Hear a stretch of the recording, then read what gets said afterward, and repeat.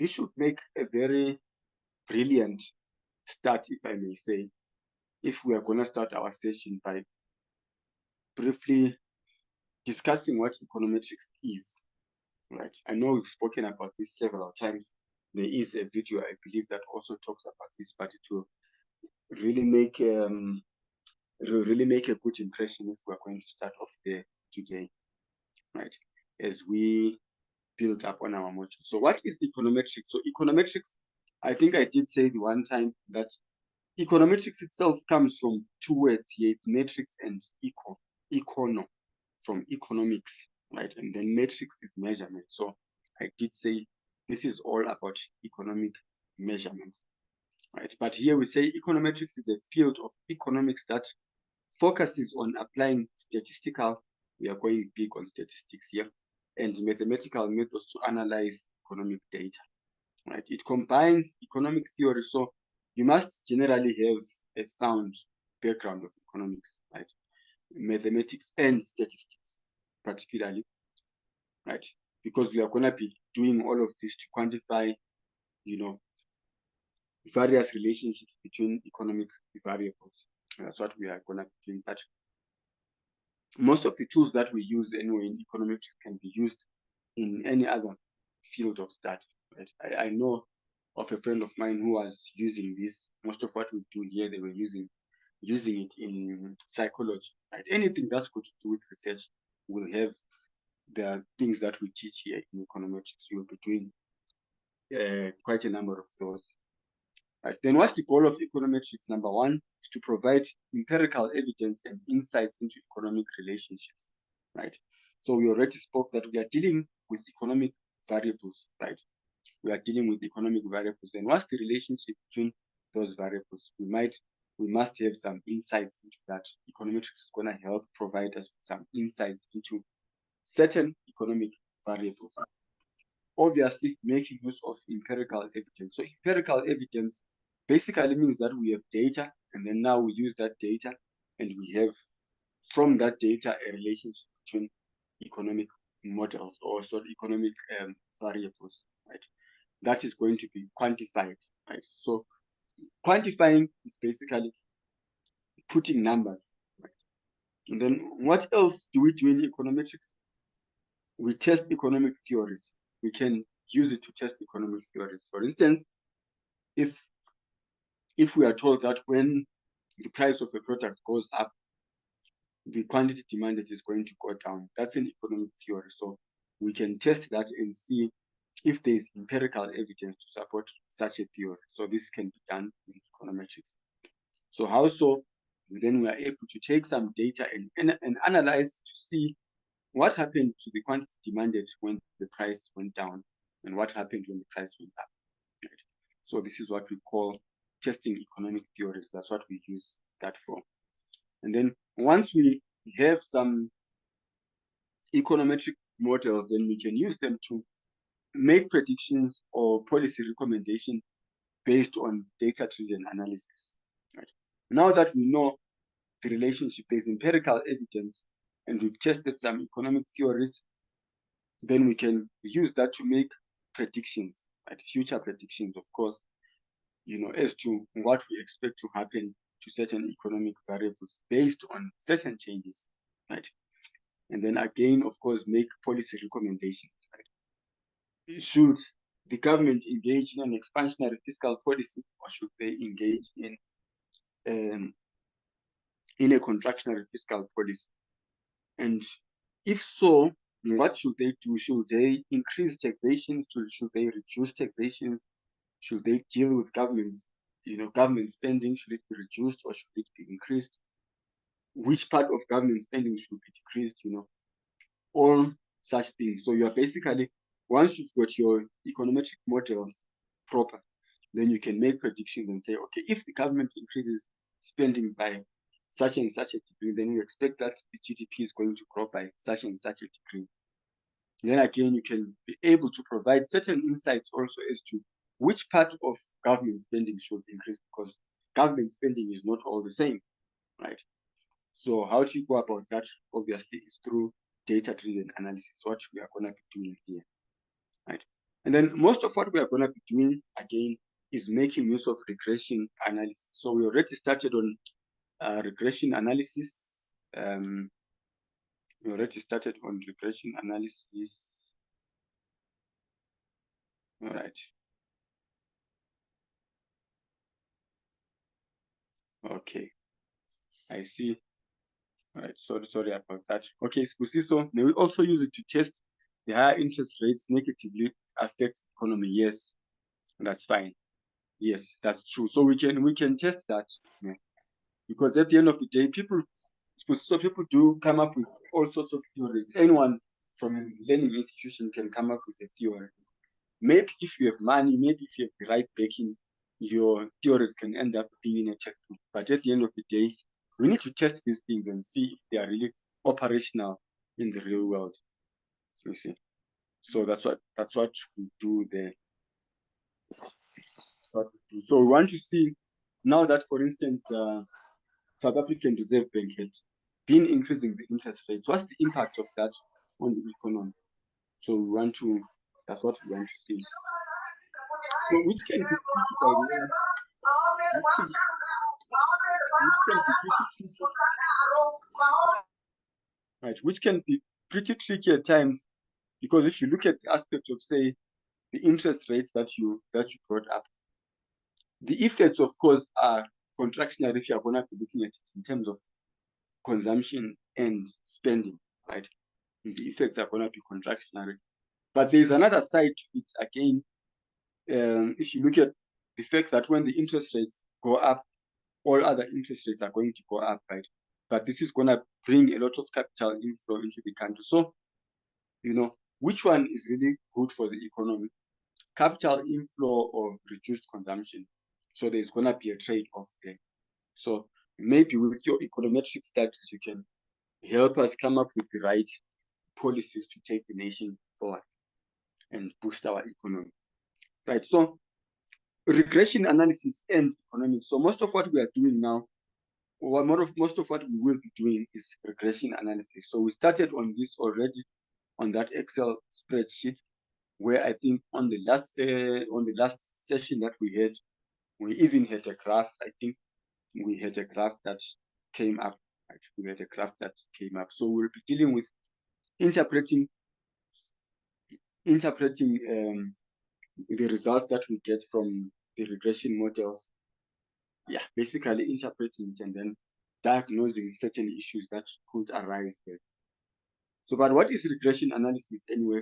It is a statistical technique that attempts to explain movements in one variable, the dependent variable, as a function of the movements in a set of other variables called independent variables or explanatory variables, through the quantification of one or more equations. So what this simply means, we come up with equations, right? We have a set of data and we use that set of data to come up with those equations. And then we use those equations to explain the movements in the y variable, which is the dependent variable, based on changes or movements in a set of other variables, which is the explanatory variables, the x variables, right?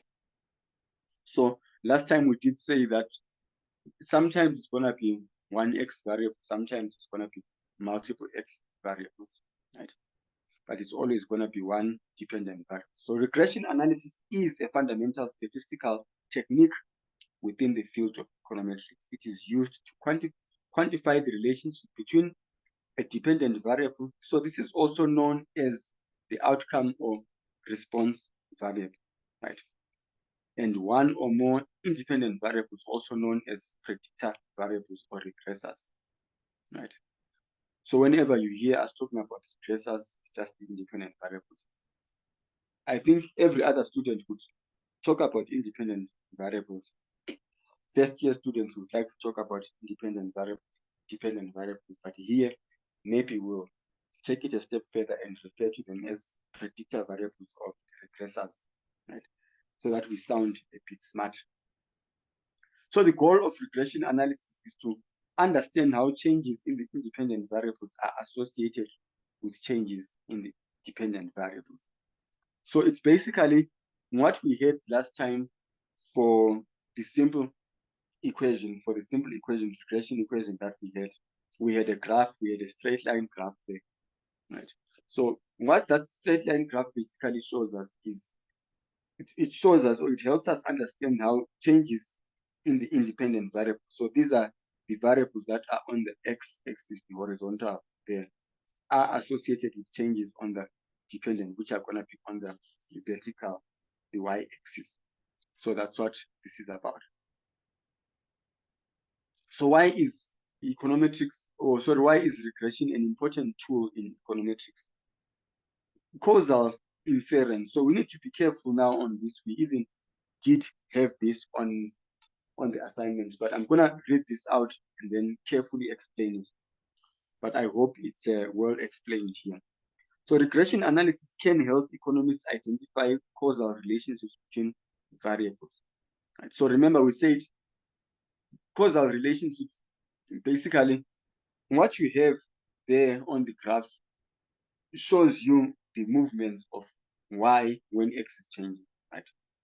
But then you might not really know what's causing those changes. There could be other things that are causing the changes, or it could simply be coincidental, right? That I think the one time I was giving an example that every time, I think I saw it in one economics text, that every morning when you wake up, there's gonna be the cock that's going to crow. And then when that happens, I think they call it a rooster, right?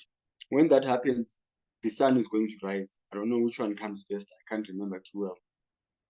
But then that doesn't really, you can basically come up with a relationship between those two and be able to predict that, okay, every morning when you hear the rooster make that noise, you can predict with accuracy that the sun is going to rise. See? But does it mean that the rooster is causing the sun to rise? Doesn't mean that. You see? So that there's a relationship between two economic variables doesn't exactly mean that there's a cause and effect kind of relationship. So it could just be a directional relationship, that things are moving in the same direction all the time, but it just doesn't mean that they are affecting each other. But what does regression analysis do? It helps us identify if there's going to be that cause and effect relationship. So also, by controlling for other factors, researchers can estimate the impact of a specific variable on the dependent variable while holding other variables constant, right? So like what we have based on the law of demand and the law of supply, right? We always say ceteris paribus, holding all other things constant, then you can reasonably conclude that when you increase your prices, the demand is going to go down, you see. But although many economic relationships are causal, right, by their very nature, a regression result, no matter how statistically significant, cannot prove that, right? So I did say this that time, that you can't exactly prove that. So all regression analysis can do is to test whether a significant quantitative relationship exists. So this is all that we do here, right? And then judgments as to the causality must include a healthy dosage of economic theory and a lot of common sense, you see. So for instance, back to the example that I gave.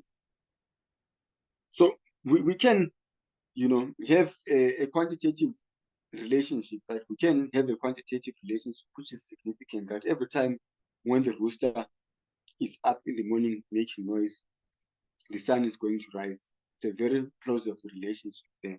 But in terms of causality now, it does not make common sense for you to say that if you kill the rooster, the sun is not going to rise tomorrow. That does not make any sense at all. So which means whatever the outcome from our regression analysis, use common sense and a lot of economic theory there. It must really blend in well. So we are not here to prove causality, but we can assist, we can help out there. So if, for instance, there is an economic theory that a higher price corresponds with a lower demand, right? Then through econometrics or through regression analysis, we can then quantify this and see the relationship in a graph, right? So this is to further corroborate the economic theory that already exists. Then it must make sense as well, right? Then, of course, modeling and predictions. So we use regression models to describe and model the relationship between economic variables. So these can be used to make predictions about the dependent variables based on the values of independent variables. So if you remember on the assignment, we had a question where they would ask you maybe what's the predicted value, say at point 23, right, or at observation 23. So you can simply go and you can either put it on, just put your values on the equation that you have, or if you are using that Excel thing, you can just go and check it out there. It's gonna be listed for you. So you can make predictions, basically make predictions. So you want to know, now that say you know the relationship between your economic growth and your interest rates, you still want to know by how much you must increase your interest rates in order to have your GDP at a certain point. See, so it just doesn't end with, okay, I must increase interest rates or I must reduce interest rates to increase the GDP.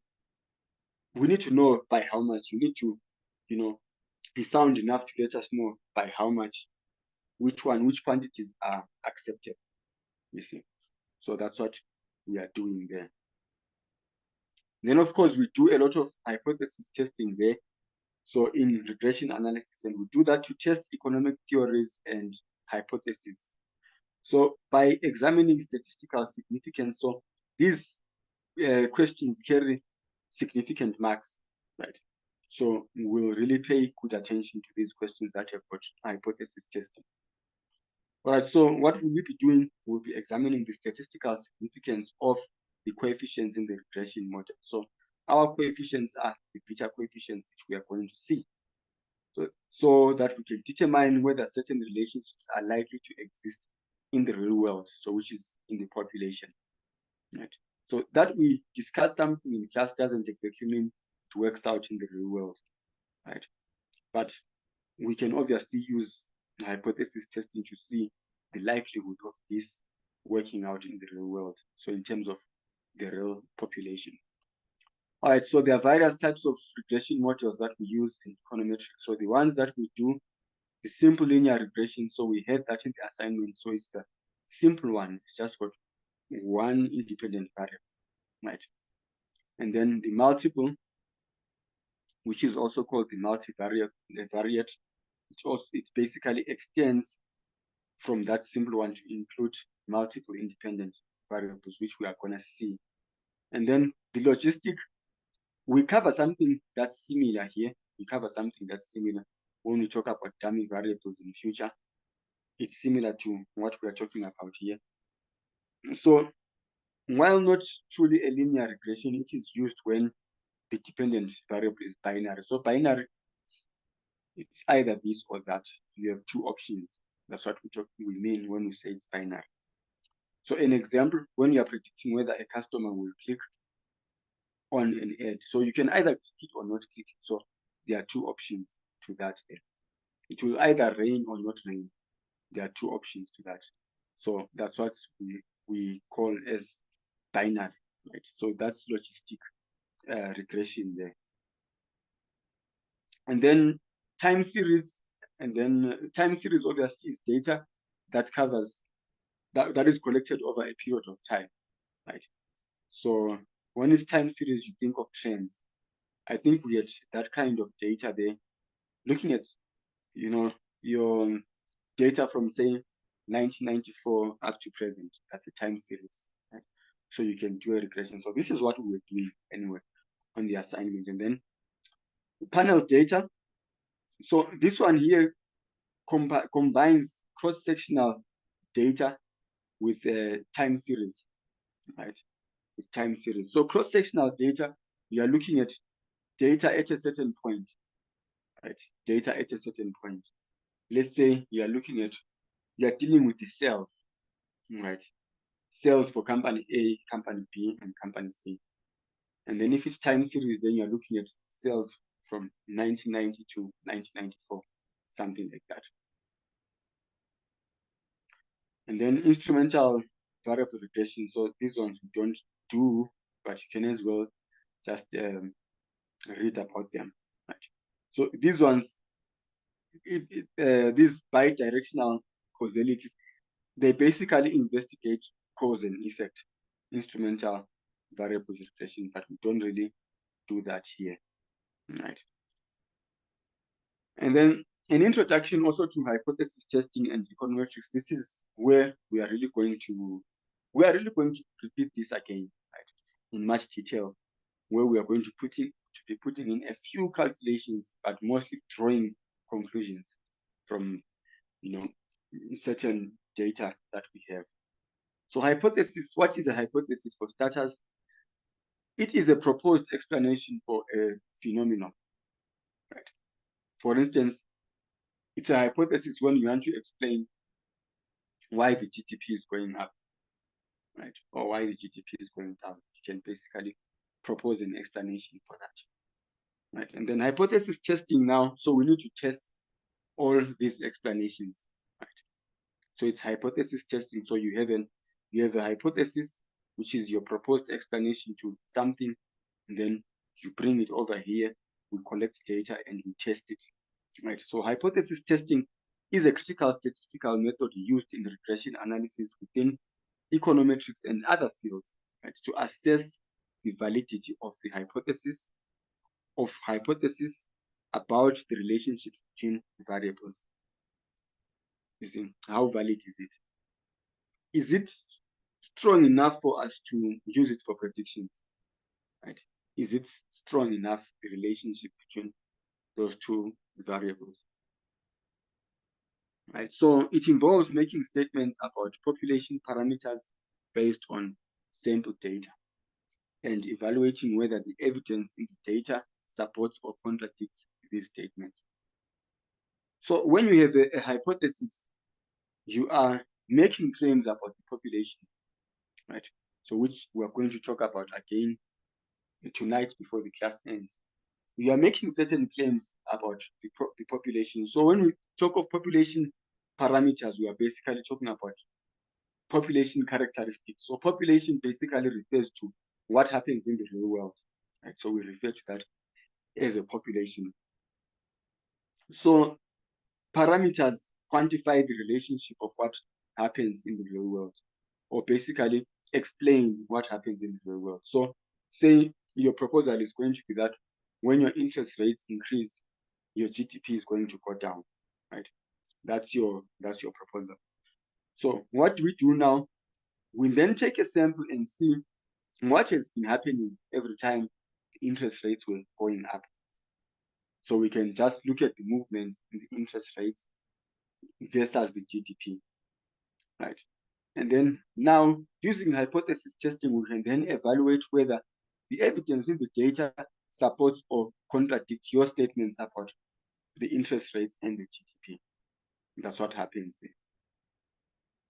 That's where hypothesis testing comes in. So which means using our econometrics, so in regression analysis, we basically come up with sample parameters, right? And then how different are those sample parameters from how applicable are those sample parameters in the real world? You see. So it's like now, I think in some modules that we're doing here, we have a whole series of assessments that we write. Okay, so it's normal that once-off examination thing like what we have here in econometrics. It's not just that once-off exam thing. Now it's a series of assessments that you write from the start of the module to the end, which I believe UNISA wants to move in that direction in the next few years. Maybe the reason that could be the case is the advantage of these continuous assessments is they are assessing you over a long period of time. So if you are a good student, then on average over that long period of time, you will score above 50%, you see.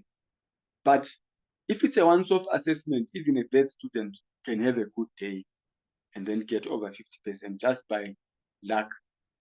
So by luck, I mean they happen to have examined you on the things that you studied last night. You see, but that doesn't make you a good student, right? You're just lucky enough to get a good pass on that particular thing. But if you're being examined now over a long period of time, then UNISA is saying all those assessments that you are writing, it's basically a sample that they are taking, right? And that sample is big enough for us to draw conclusions about the kind of person that you are in real life. So we can then use that to predict and say, oh, okay, this one is a good student, because if they could get over 50 on a series of assessments, then it means they generally know what they're doing. So within those many assignments, they're going to be testing you on a whole lot of different things around the module. So which means if you know economics, then you know economics. You see, it's not just a lucky day. It's like, I follow boxing a lot. It's like sometimes you get these fighters that can win a great fight, can have a great day, and they win a match. But when it comes to the rematch, they don't perform as good. They don't really go, be follow-up winners. So which means they basically fail.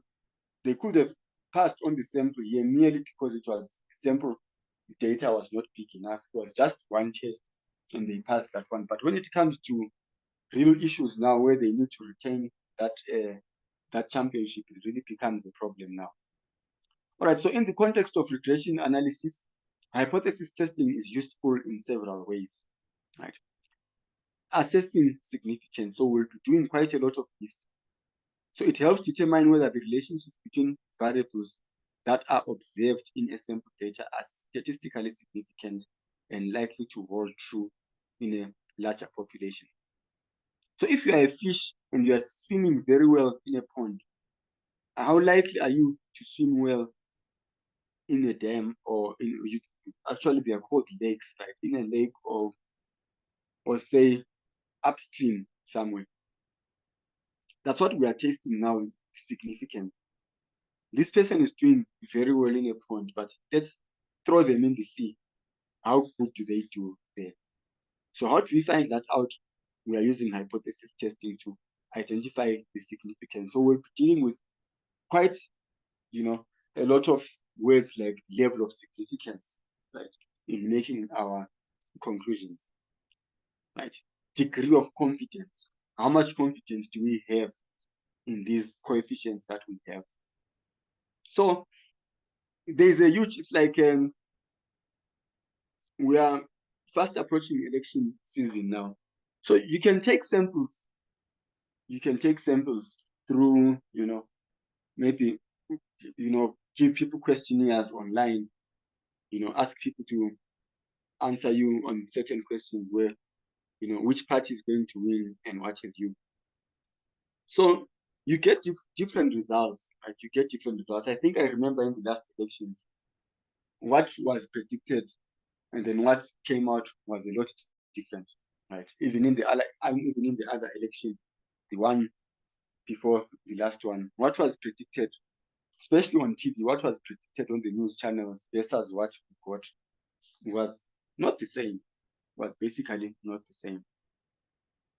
So which means what happens on the election day is the larger population, and then what we do before the election is to take samples. Right? So how do you take those samples? Maybe you go on Facebook and you ask people questions. Which party are you going to vote for? Which party are you going to vote for? So people are going to give you all sorts of answers, and then you combine that you combine that data, and then you use it to make predictions. Tell us that, okay, the one time they told us that Donald Trump was going to lose, right? But what happened? He won. So which means the methods that they were using basically to do their regression analysis was quite weak. It was not strong enough. So which means where they failed was on the issue of hypothesis testing, right? So they basically came up with their coefficients, but their coefficients really didn't hold true when it came to the real thing, you see. So you want a situation where whatever theories you come up with here in school, they are going to be applicable in the real world. And then that way, you know that your model has been successful, right? And then the causal inference. So this is back where we are. So what does it do? It helps, right? It helps. You can't really come up with absolute answers, but it basically helps. Maybe you are going to be working for, what's this growing party now? It's EFF, probably the fastest growing party at the moment. But what's the reason for their growth? What's the reason for their growth? Then if you want to find that out, then you can basically do your regression analysis and then hypothesize now the changes of the independent variables. So whatever you feel is causing the growth, maybe they are giving people free t-shirts. Maybe I heard that they filled up the stadium because of free beer. That's what they were being accused of there. But as an econometric student, maybe you want to test that, right? And then see what happens when you give people beer. What's the result? Right? Is your attendance good as a result of the beer, or is your attendance bad? You see, so you basically wanna test those things. So you wanna see the cause and effect results. So you can basically, it will help you basically in establishing that kind of relationship. So how is that going to be useful? We already said you can help them in making policies. So if something is working, then it must have data to show that it's working, right? So if there is enough data to back it up, then it means that at that point, you can then advise them to go for it,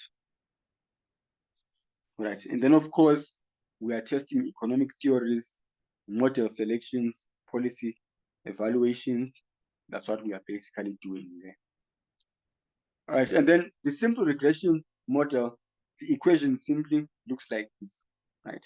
I think we have it right there. Y is equal to beta 0 plus beta 1x. So it only has that one explanatory variable. So just that one x variable. So you can see right here, you've got your x-axis and your y-axis, right? So what you have here, this beta 0 is the one that you get there, which is that value where your graph crosses the y-axis, so which is that intercept there.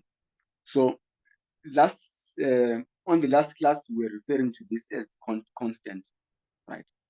As the constant. So that's the y-intercept. So this is the value of y when x is 0. So when x is 0, doesn't matter the number there, everything becomes 0, right? So it's the value of y when x is 0. So x is 0 over there on this point, this whole line there, x is equal to 0. So any point that lies on the y-axis line is the point where x is equal to 0, right? So x is 1, 2, 3, we are moving in that direction. All right, so that's the intercept there, y, we refer to that as the y-intercept normally. And then there is the slope coefficient. So slope coefficients are very important, right? Slope coefficients are also very important, right? Why is it important? B1 is, or beta 1 is the slope coefficient, and it indicates the amount that y will change when x increases by 1 unit, right? So by what degree is y going to change when x changes by 1 unit? That's basically what you are checking there. All right. And then one other, so you can see our regression model here assumes a straight line, right? Assumes a straight line. So a straight line can easily be seen from this equation, that your equation, it's x to the power of 1 there. So if it's raised to the power of 1, then it means that it's a straight line, right? So we keep it that way. And then something important also for us as econometric students is what we call the stochastic error. So what is the stochastic error? So what happens here is this equation here basically shows us the variations in y that are as a result of x, or that can be explained by x. So x is the explanatory variable. So we are saying y is changing by a certain degree, and this can be explained by certain changes in x, right? That's what this equation basically tells us. But besides the variations in the dependent variable y that are caused by the independent variable x, there is almost always a variation that comes from other sources as well. So a stochastic error term is a term that is added to a regression equation to introduce all variations in y that cannot be explained by the included x's. So at the end of the day, in reality, there are going to be changes in the y variables that have not been captured in our equation. So which means variations that we can't explain, you see. So it is in fact a symbol of our ignorance or inability to model all movements of the dependent variable. So we can't reasonably be expected to model all movements. So the error term, which is sometimes called the disturbance term, usually referred to with the symbol epsilon, although sometimes you get U or V. Right? So the stochastic error term must be present in a regression equation because there are at least 4 sources of the variations in y that the variation in x's cannot explain. Number 1, many minor influences on y are omitted from the equation, sometimes because the data is unavailable. So we are dealing with huge numbers. And sometimes because we are dealing with stats essay, sometimes not all the information is available. If it's a census, maybe your brother wasn't home, he wasn't counted, or for some reason, some people are not counted, some people are double counted, etc. So which means our data is always not going to be perfect, right? Our data is not always going to be perfect, and because of that, at the end of the day, there could be changes in certain economic variables that we would not have captured, right? So it's not always perfect.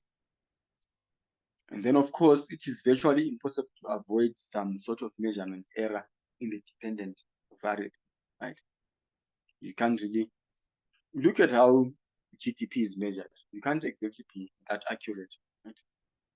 It's basically we need a close enough estimate, right? Then sometimes the underlying theoretical equation might have a different functional form or shape than the one that is chosen for the regression. Right? So our regression here assumes a linear relationship, but what if it's not exactly a linear relationship? Some of these relationships are exponential kind of relationships, quadratic, polynomial relationships, etc. So we can't exactly assume a linear relationship all the time. So once you make that assumption, then you are fitting into the stochastic error. And then, of course, when we are doing our regression models, we are generalizing human behavior. And of course, it's unpredictable and purely random at times. All right. So now when we extend our first and simple regression model, we get this one, which is the multivariate, where there is more than one independent variable. So this is what it looks like. I think someone on the last session asked me about this. So this is what it looks like. So this is your constant, and then you have your first x, your first explanatory variable, your second explanatory variable, third explanatory variable, and then this one here is your stochastic error to explain changes in y that cannot be explained by all these explanatory variables there. Right, so what's the meaning of regression coefficient beta 1 in this equation? So it's the impact of 1 unit increase in x1, so which is the first independent variable, on the dependent variable holding constant x2 and x3. So that's how you interpret that when it has become a multivariate. So you take them each in isolation, you analyze them in isolation. So what's the effect of a change in x on y when all these other ones are held constant? What's the effect of a change in the second one when all these are held constant on y? That's what you are basically doing. So you will get an examination question on this one, definitely. Right. Now we talk about an estimated regression equation. So what is an estimated regression equation? This is a quantified version of the theoretical regression equation. Right. So what is the theoretical regression equation? This one here that we've been dealing with here. This is the theoretical. Right. So this basically gives us what should hold true in the true population. Right. And then we take that and we quantify that, and then it becomes an estimated regression equation. So estimated regression coefficients, more generally denoted as beta hats, right, are empirical best cases of the true regression coefficients and are obtained from data sample of y's and x's. Right. We are going to explain that shortly. Right. We are going to explain that shortly. So in explaining that now, I'll first of all draw a distinction between the true and the estimated regression lines, of which I think we do also have this on the other videos. But the true regression line and the estimated regression line are concepts related to regression analysis, particularly in the context of linear regression models. Here is the difference between the two. True regression line. So the true regression line is also known as the population regression line. So we've spoken about population quite a lot tonight. Or theoretical regression line, we just spoke about the theoretical model just now. So what is this now? So it represents the exact mathematical relationship between the dependent variable and the independent variables in the population, right? So which is the true relationship. So when we talk of this here, all right, let me first complete this. In other words, it's the underlying relationship that we are trying to understand or estimate using regression analysis. In practice, we usually don't have access to the entire population data, so we work with a sample from the population. So the true regression line is purely theoretical. It's purely theoretical, right? It's basically the true relationship between two economic variables. So which the true relationship is in theory, right? We have that true relationship in theory. So the English word for it is it's abstract, right? It's an abstract relationship that we have.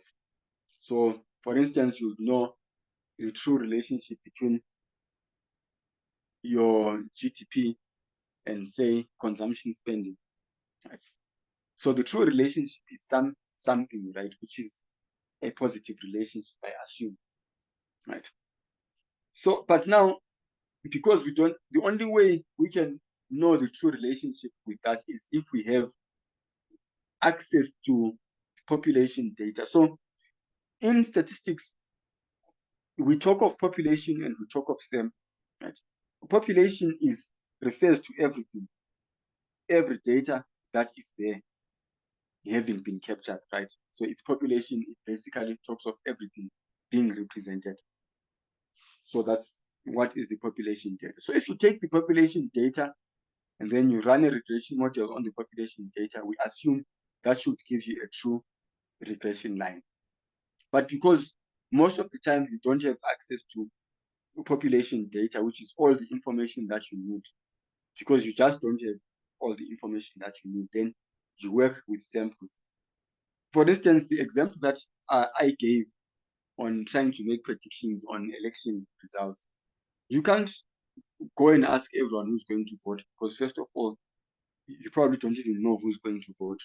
People who said they're going to vote might not vote on the day, and people who registered and initially said they are not going to vote anymore might decide to vote on the day. So all that information, so whoever votes on the day represents the population of the date, right? But because you don't have access to that information, then you have to work with the sample. Where you get that sample, maybe you go on Facebook or you call people, whatever you do, but you basically get a sample. And then where is the sample coming from? It's obviously coming from population, right? So you decide, all right, I'm gonna call people who are 18 years and above, right? You do your screening and then you give those people calls. And then once you get those calls, then you are able to say, oh, okay, out of 100 people, 75 said they are going to vote for ANC. So you can then use that information now to draw conclusions about the population that 75% of the people who are voting are likely to vote for ANC. So which means you don't have access to the true data. So the true regression line is what happens on the election day, right? That's what happens on the election day. That's the true regression line. And again, of which I wouldn't, in reality, I also wouldn't call that the true regression line because of issues that I brought up, that sometimes people who say they were going to vote didn't vote and what to do. So it's not a very good reflection of whether the people like the party or not. Because when you go to an election, you're trying to decide if the majority of the people want a certain party or not. You see, that's what you are trying to decide. So the election gives us a result, but it's not really representative again. It may not be representative of the population, but you can basically, as a sample, make conclusions about the population. So once you have gone on Facebook and you have your sample, you've asked people, then you make an estimate, right? You make an estimate, which is what brings us now to the estimated regression line. So the estimated regression line is also referred to as the sample regression line or the least squares regression line, is the line that best fits the sample data points.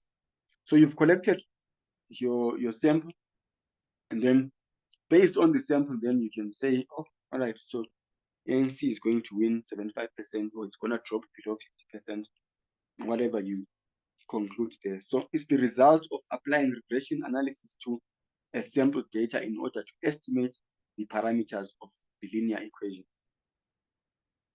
Right, so let's just say again, we are working for EFF. EFF is 10 years old this year, right? They've turned 10 years now. So they are asking you, we've grown, they give you a percentage that we've been growing. The party has been growing, say, at a rate of 5%, right? What could have been the causes of that growth, right? Then at that point, we are looking for the X variables, right?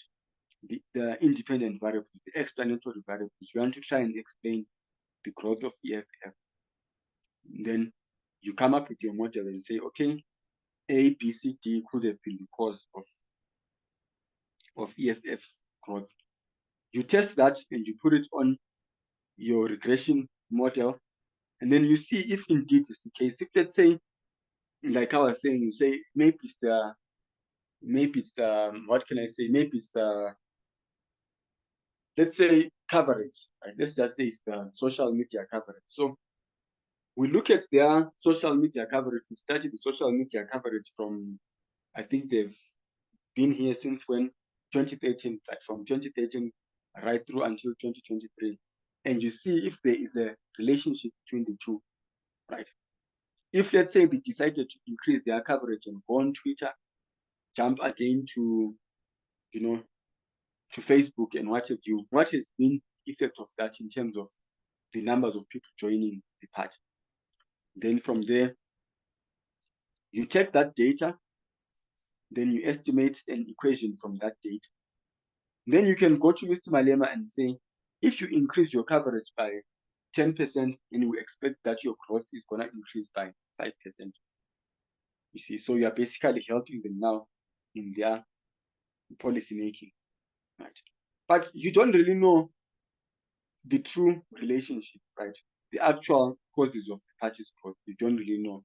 But you do your regression to try and estimate this one. You are basically estimating the true regression equation. So you come up with your parameters to try and describe the relationship based on the sample, based on what we see, right? Maybe in 2014, it grew by 3%. There are certain influences that were there in 2018 that we are not aware of, you see. So that's the reason why your estimated regression line may not always be the same as your true regression line. Right? So if you check on the textbook, you will realize that this one here, your true regression line is never drawn, right? Because we don't have access to the population data. So it still remains abstract. But what you have is your estimated regression line. So the primary goal, therefore, of your regression analysis is to estimate the parameters, these beta parameters of the true regression line using these estimates. So these estimates here, so it's supposed to be beta heads and beta heads, the beta nil heads and beta 1 heads to represent the estimated parameters to make predictions or inferences about the population. So you are basically making conclusions about the population, right? So you don't know the true parameters, but because making use of the sample, you use these ones here as estimates of that thing. All right, so this is what we have there. So your true regression equation is gonna have your normal betas like that, but your estimated regression is gonna have your beta heads. But that's not the only difference. The other difference is the stochastic error. So the stochastic error was theoretical. Remember, we discussed that and it was an added term to our theoretical regression model. But when it comes to estimated regression model, then we have what we call the residual error, which is referred to there as E. So I think we saw the residuals last time when we ran that on Excel. But in simple terms, the residuals are basically gonna be the variations that you get from your estimated line, right, and your actual points. So let's have a look at that then. Let's just have a look at that. All right, so we have the true line. This is from the textbook again. So your true line here is this one here. You see it's got your constant term is your normal beta without a cap on top. So it's the true line which we can't observe, right? That's the true line there. Right, so which is this one here, this E, remember in statistics, is the expected. It's basically the expected relationship between your Y and your X.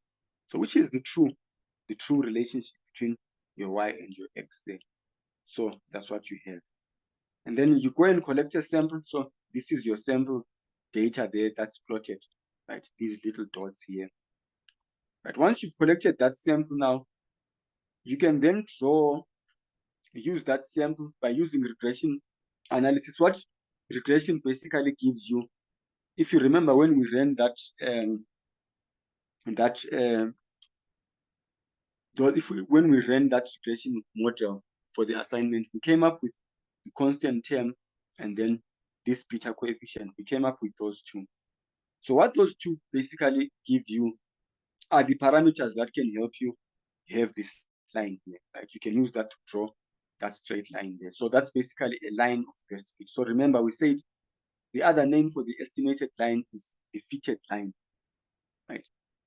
So once you have your fitted line there, the difference between that point there and your fitted line or the estimated line is the residual error, right? So your prediction says, so this one here represents your predictions over a wide range of X values, right?